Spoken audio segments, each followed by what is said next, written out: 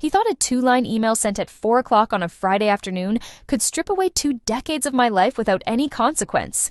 Standing in the cold parking lot beside my truck, I watched the wind whip dry autumn leaves across the gravel, while 16 higher-ups stared at the digital memo that demoted me from director of operations to a low-level floor supervisor, slashing my salary by $74,000 in a single ruthless click. The boy who sent that message was Julian Vance, a 27-year-old self-proclaimed visionary with a freshly framed master's degree and zero understanding of how heavy machinery actually operated. His aunt, who served as corporate chief, had created a synthetic executive role for him by memo, ignoring every board member who warned her against handing power to a child.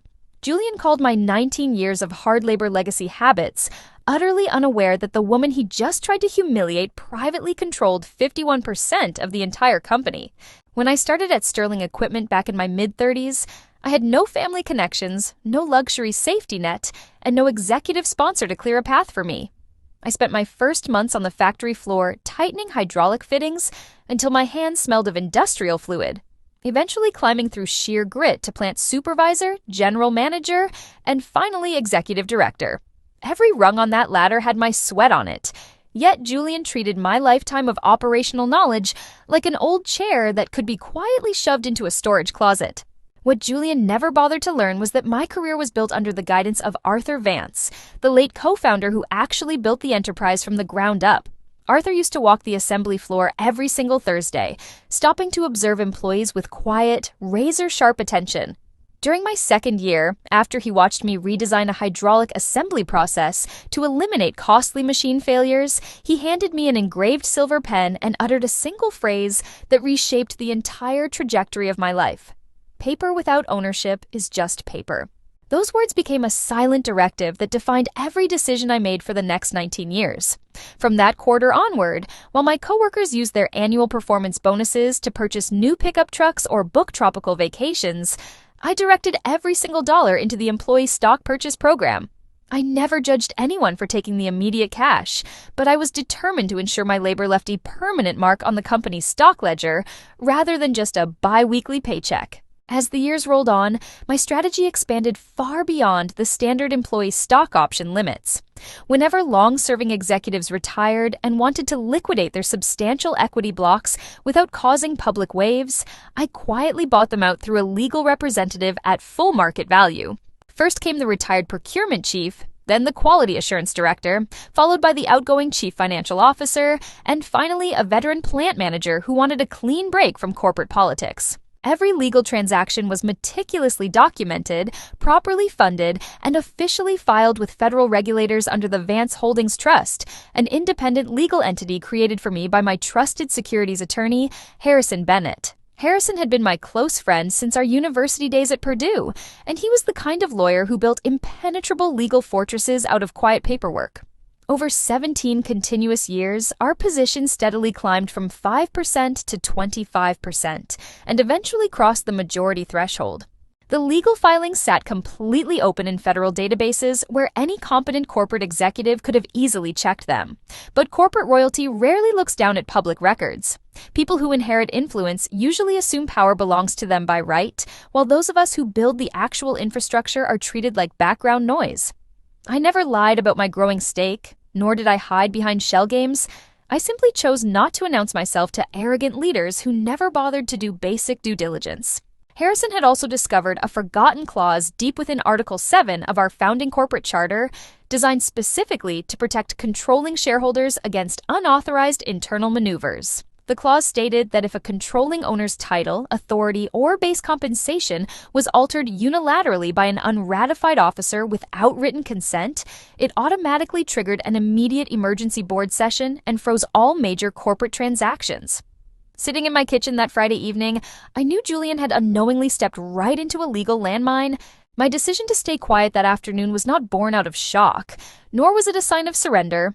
Looking at a small photograph of my late husband, Samuel, clipped to my kitchen refrigerator, I drew strength from the quiet resilience we had shared through our hardest years.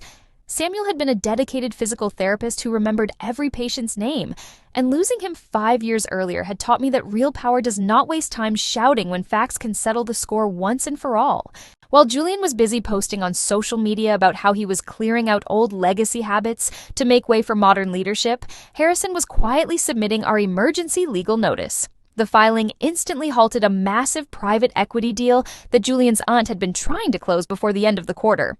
That deal required clear ownership verification, and our sudden freeze threw their multi-million-dollar transaction into total chaos, locking the board of directors into a mandatory emergency hearing set for Thursday morning. When Corporate Secretary Evelyn Reed received our filing on Friday night, she immediately alerted General Counsel Richard Vance, who spent hours digging through public regulatory records in disbelief. Page after page of verified stock transfers, quarterly dividend reinvestments, and SEC filings loaded on his monitor, completely documenting my 51%, controlling interest worth over $300 million. Richard realized in horror that Julian had demoted the actual owner of the business without legal authority or board ratification. By Saturday morning, my phone was ringing incessantly with panicked calls from executive offices. But I let every single call go straight to voicemail. I spent my weekend doing mundane chores around my quiet home, fixing a broken latch on my back garden gate, and taking long walks. With my elderly retriever, Buster, there was no need to engage in petty arguments or phone squabbles when 17 years of flawless legal documentation were already waiting to speak on my behalf in the corporate boardroom.